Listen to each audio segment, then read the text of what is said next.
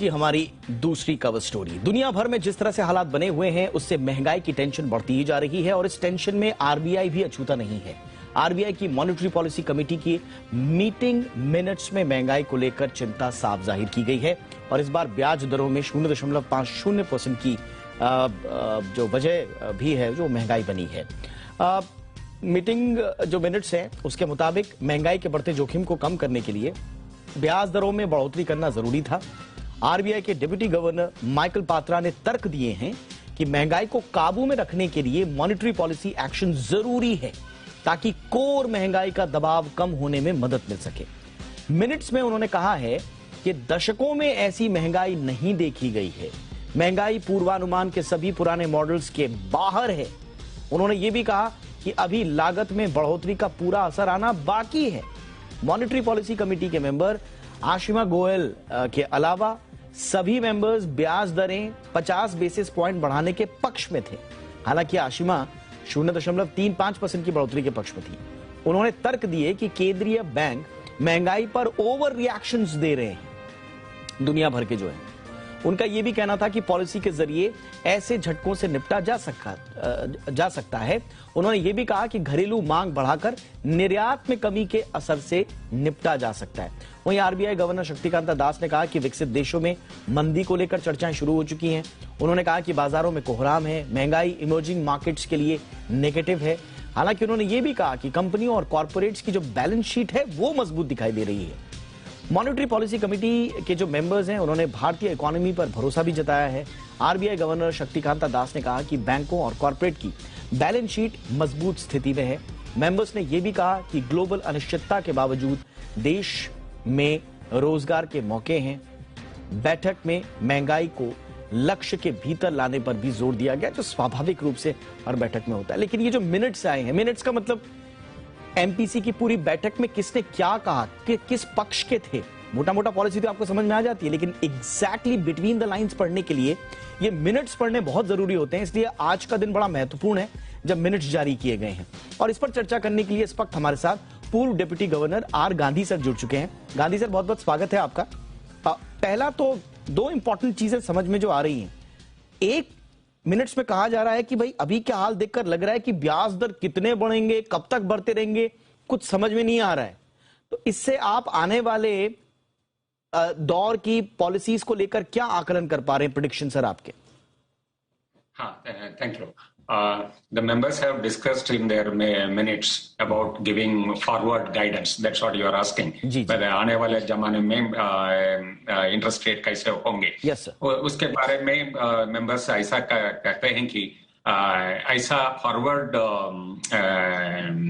सूचना देने के लिए थोड़ा संकोच होता है उनको। सब बोलते हैं इमर्जिंग मार्केट में ऐसा फॉरवर्ड गाइडेंस देने में बहुत प्रॉब्लम होता है। पर उनका कंसेंसस ऐसा है कि इन्फ्लेशन तो बहुत गंभीर है, इंट्रेंच है। सो आने वाले रिजर्व बैंक के पॉलिसी एक्शंस वो इफेक्ट में लाने के लिए 3 क्वार्टर तक हो जाएगा। इसलिए हम सभी को मैसेज देने के लिए दैट हम सब इन्फ्लेशन कंट्रोल में स्थित रहे हैं, वो करने के लिए ऐसा इंटरेस्ट रेट बढ़ाना उचित होगा। ऐसा कंसेंसस सभी मेंबर्स में है। सो कितना जब हो जाएगा, अल्टीमेटली इंटरेस्ट रेट कहाँ रहेगा, उसके बारे में 2-3 मेंबर्स चर्चा किए हैं। फिर भी वो उनका अनुमान फाइनल व्यू ऐसा है कि ठीक तरफ से नंबर ऐसा नंबर नहीं देख पाएंगे। एग्जैक्ट नंबर नहीं बता पा रहे हैं। बड़ा ही अनसर्टेनिटी की स्थिति है, जो सोच है उसमें भी।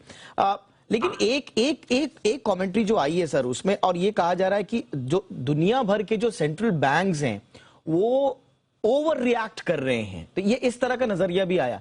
तो क्या आप भी मानते हैं सर कि दुनिया भर के जो बैंक्स इंटरेस्ट रेट्स बढ़ा रहे हैं वो ओवर रिएक्शन हो रहा है? जैसे आपने कहा, डॉक्टर आसिमा गोयल ने ऐसा एक्सप्लिसिटली उनके मिनट्स में लिखा है कि ग्लोबल सेंट्रल बैंक्स जरा ओवर रिएक्ट कर रहे हैं अभी। पहले जैसे कोविड के समय में भी वो ओवर रिएक्ट किए थे in terms of reducing the interest rate and giving too much of liquidity. Now, when the inflation has gone up, they are again doing it the other end, again overreacting. That is not good for our economy. So her suggestion is that as emerging economy, we should be going little bit slow because we have our own strengths in addition to getting impacted because of globalization or whatever, but we have our own strength. Our consumption is improving. There is a possibility of investment picking up, credit is picking up. So we have some room for going at a moderate speed. That's what for India it is being suggested. Globally, yes, especially advanced economies, they all, in my opinion also, they have gone extremely overboard. But sir अब overall अब थोड़ा सा हमको picture समझ में आ रही है कि आरबीआई के भीतर किन किन बातों को लेकर चिंतित हैं वो, और कौन कौन से पेन पॉइंट्स है जिनको एड्रेस करना वो चाहते हैं। लेकिन ओवरऑल सरकार क्योंकि बार बार यही कह रही है, आरबीआई का भी स्टेटमेंट यही आता है, सरकार के मिनिस्टर्स भी बार बार कह रहे हैं कि दुनिया में जो असर हो रहा है मंदी का उससे हम बचे हुए हैं। बचे हुए नहीं है मतलब उतना ज्यादा हमारे यहाँ नहीं है प्रॉब्लम, उतना ज्यादा संकट हमारे यहाँ नहीं है। लेकिन सर समय जैसे जैसे आगे बढ़ रहा है लग रहा है कि हमारे पर भी संकट धीरे धीरे बढ़ रहा है। तो आपका ओवरऑल इकोनॉमी को लेकर आउटलुक क्या है आने वाले समय के लिए sir?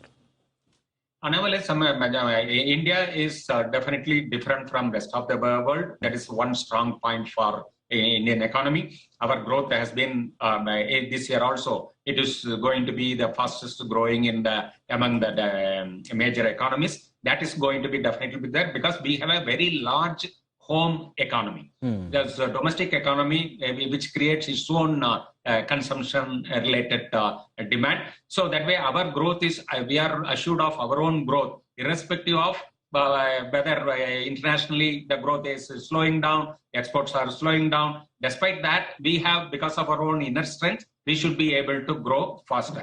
There is a complete consensus on that among the MPC members. Also, even the professional forecast, professional economist forecast, that also affirms this position. So, and worldwide also, IMF, World Bank, OECD, ADB, all every assessment clearly says that India is going to be an outlier in terms of very good growth in the current fiscal. So there is yes, we have our own challenges in terms of inflation getting entrenched, but because of this. Exactly, sir. हमारी जो घरेलू demand है वो उस पे हम नहीं कह रहे, क्योंकि हमारे तो घर पे ही हमारी इतनी डिमांड है कि हम कोई दिक्कत हमें होगी नहीं। लेकिन उस डिमांड के सामने सबसे बड़ी चिंता तो इन्फ्लेशन है, और 7% से ऊपर बनी हुई इन्फ्लेशन। तो ऐसा नहीं लग रहा सर आपको कि हमारी घरेलू डिमांड भी आने वाले टाइम पर थोड़ा से प्रभावित हो सकती है?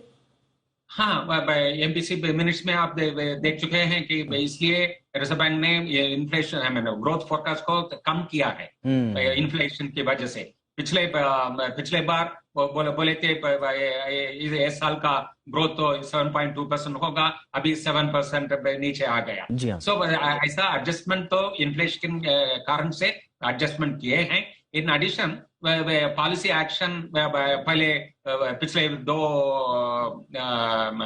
मीटिंग में इंटरेस्ट रेट को ऊंचाई किया, बढ़ाई किया, अभी भी किया है। सो इस सब का असर भी आने वाला क्वार्टर्स में आएगा। So considering both the policy action and the growth getting reduced, so the both way it is all right. The assessment which has been done that the inflationary impact, the negative impact of inflation has already been factored when projecting the growth at 7%. Okay, sir. एक आखिरी सवाल sir मेरा, आपकी नजर में इस वक्त priority क्या होनी चाहिए? इन्फ्लेशन के लिए हम चिंतित ज्यादा हो उस पर ज्यादा फोकस करें, या फिर ग्रोथ नंबर्स को मैनेज करने पर ज्यादा फोकस हो? किस पर ज्यादा देना होगा focus? Right, first priority will always be inflation, because अभी तो हमारा इन्फ्लेशन टारगेटिंग वही ऑब्जेक्टिव दिया है कानून से एमपीसी को। सो उनका पहला ऑब्जेक्टिव इन्फ्लेशन कंट्रोल होना ही चाहिए। इन्फ्लेशन को एक स्थिर पर लाने के बाद ग्रोथ के बारे में वो सपोर्ट करने का, क्या कुछ करने का है वो सेट। सो पहला ऑब्जेक्टिव तो इन्फ्लेशन कंट्रोल, और उसके लिए स्वाभाविक सी बात है कि अगली कुछ फिस्कल पॉलिसीज में हमें देखना होगा रेट्स बढ़ रहे होंगे।